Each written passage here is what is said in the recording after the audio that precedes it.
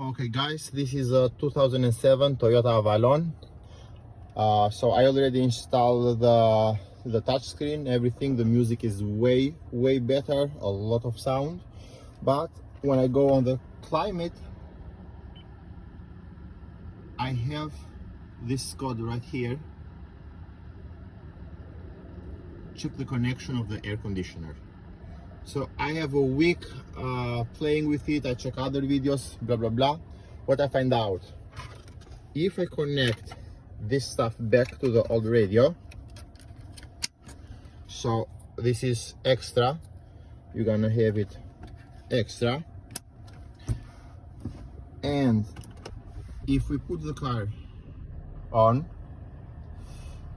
while this is connected, everything is okay, and we go back at the climate, we're gonna see that it's visible, and the audio and the display, everything gonna work way faster.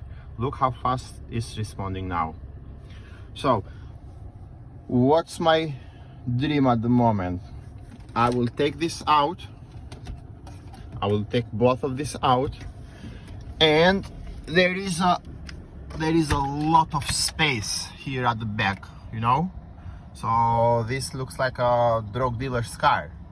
So I'm gonna try to just hide the radio over there and to see if I can close it and see if I can make it happen. Okay guys, so the idea of putting the whole radio right here didn't work out, so I did something else. I opened the radio and I just made it smaller. So I take out everything, make it in pieces, and this is what I'm using. So it's working. I really don't know nothing about electronics and stuff. This is my first time doing this thing, and this is my first video ever. So as long as it's working, I'm gonna just go with the flow. So now I'm 100% sure I can set up this thing over there. And this is the final result. So as you can see, the temperature, the fan, the mode, so the screen, the radio, the music, everything is okay. So